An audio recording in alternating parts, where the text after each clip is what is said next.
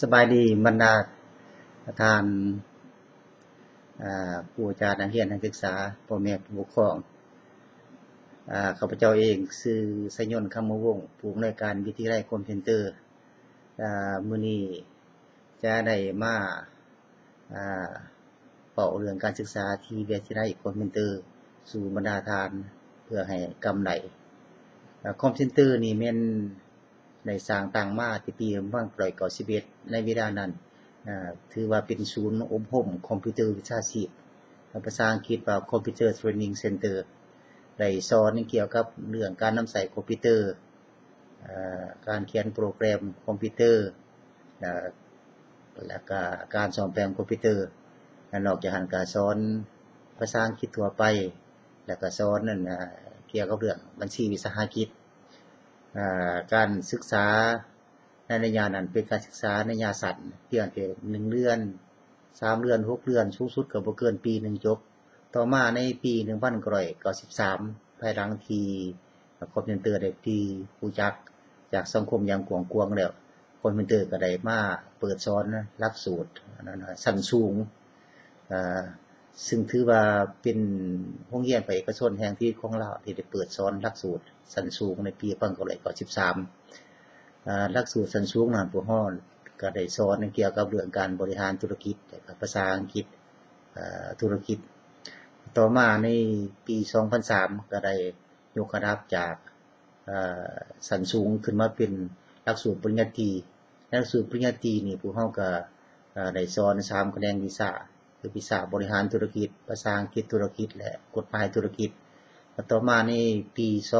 2007ก็ได้ยกระดับจากปริญญาตรีขึ้นมาสอนในหลักสูตรปริญญาโทแขนงบริหารธุรกิจหรือว่า MBA เกี่ยวกับเรื่องการสอนนี่พวกเฮาก็มี3ระดับในปัจจุบันนี้1มามีระดับชั้นสูงคือใช้เวลาเรียน2ปีแล้วก็ระดับปริญญาตรีก็ใช้เวลาเรียน5ปีแล้วก็หลักสูตรปริญญาโทก็ใช้เวลาเรียน2ปีจบอันนี้ก็แม่นเรื่องการศึกษาแล้วก็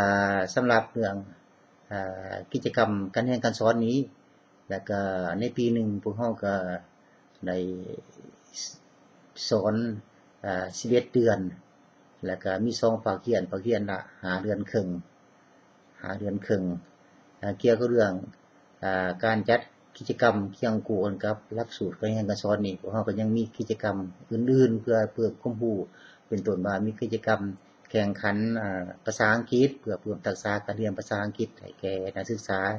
กิจกรรมแข่งขันกีฬาประจำปีกิจกรรมแข่งขันแสดงเพลงประจำปีและกิจกรรมแข่งขันเชียร์ลีดเดอร์ในปี2010นี้พวกเฮาก็ได้มีการจัดการประกวดหนุ่มสาววัฒนธรรมลาวเพื่อเปิดโอกาสให้นักศึกษากล้าแสดงออกเพื่อให้นักศึกษาใช้เวลาว่างเป็นประโยชน์เพื่อให้นักศึกษาหันมาให้ความสนใจในการปกปักรักษาอนุรักษ์วัฒนธรรมลาวหรือการแต่งตัวแต่งกายแบบลาวนี่ถือว่าได้รับการตอบรับเป็นอย่างสูงนอกจากนั้นก็จะมีการจัดกิจกรรมนอกหลักสูตรเช่นว่าจัดให้ไปทัศนศึกษาจัดให้ไปเยี่ยมยามสถานที่สำคัญต่างๆจากโรงงานและก็คณะนักศึกษาปีสุดท้ายก็จัดให้มีการฝึกงานเป็นเวลา3เดือนเพื่อถอดถอนบทเรียน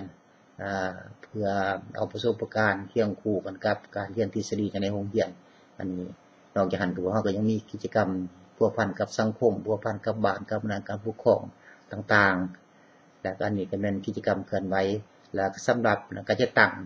วิทยาลัยคอมพิวเตอร์ก็มีองค์การจัดตั้งมหาชนต่างๆเป็นต้นว่าพวกเฮาก็มีหน่วยสนับสนุนประชาชนปฏิบัติลาวปัจจุบันก็มีสมาชิกประมาณ4-500 คนต่อมาก็มีสหพันธ์แม่หญิงลาวแล้วก็ประจำคอมพิวเตอร์นี้ต่อมาก็มีหน่วยกรรมบาลก็ถือว่าเป็นองค์การจัดตั้งที่ค่อนข้างครบวงจรเพื่อแน่ใส่เป็นการเต้าโฮมบรรดานักศึกษาให้มาอยู่ในการจัดตั้งศึกษาอบรมในเขตการเมืองให้เขาเจ้ามีทัศนคติที่ดีทัศนคติที่ดีมีสติต่อการจัดตั้งมีสติต่อกฎหมายมีสติต่อสังคมแล้วก็เพื่อกลายเป็นพนักงานสืบทอดที่ดีของประเทศชาติอันนี้แม่นเรื่องการจัดตั้ง เรื่องการส่งเสริมการศึกษานี้ในแต่ละปีพวกเฮาก็ได้มีการส่งเสริมการศึกษาในหลายรูปแบบเป็นต้นว่าผู้ใดที่เรียนเก่งพวกเฮาก็ให้ลดค่าเรียนเขาเจ้าได้ที่1ปีได้ที่1ปีเทอมนิดพวกเฮาก็ได้ที่1เทื่อที่มิดนี่พวกเฮาก็ลดค่าเรียน30%ได้ที่1 2เทื่อซ้อนกันลดค่าเรียน50%ได้ที่1 3เทื่อซ้อนกันก็ให้เรียนฟรีนี่นอกจากหันก็ผู้ใดได้ที่1พวกเฮาก็ได้มอบใบเกียรติคุณเรียนดีเด่นโดยแม่นท่านรัฐมนตรีกระทรวงศึกษาธิการเพื่อมอบในเวลา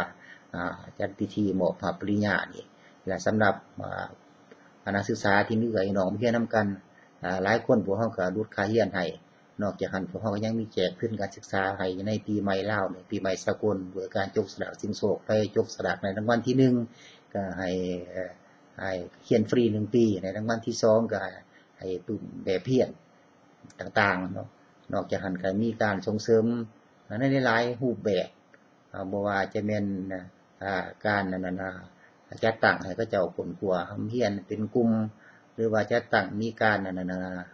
แข่งขันกันในหลายรูปแบบเพื่อมอบรางวัลให้แก่นักศึกษาสำหรับครูอาจารย์เนาะที่ได้มาสอนอยู่คอนเวนเตอร์นี้พวกเฮาก็ได้มีการให้ความกำลังใจในหลายรูปแบบเป็นต้นว่า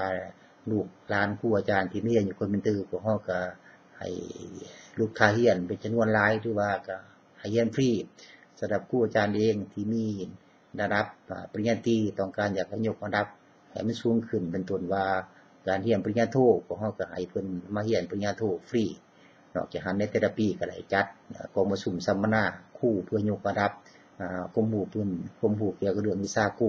ให้มันสูงขึ้นเรื่อยๆเพื่อเฮ็ดให้การเรียนการสอนให้มีคุณภาพอันนี้แม่นนโยบายส่งเสริมอยู่ภายในวิทยาลัยคอนเวนเตอร์ข้าพเจ้าขอเว้าอยู่โดยสรุปย่อๆแต่เพียงเท่านี้ในเทื่อหน้าข้าพเจ้าจะมาเว้าเรื่องวิชาการการจัดตั้งการเรียนการสอนแนวใดจึงจะเฮ็ดทั้งปริญญาตรีและปริญญาโทเพื่อเฮ็ดให้คอมพิวเตอร์เป็นที่ยอมรับของสังคมหลายขึ้นพวกเฮาจะมาเว้าเรื่องวิชาการสู่ฟังในเทื่อหน้าเทื่อนี้ก็ขอจบกันเนาะที่เพียงเท่านี้ขอขอบใจ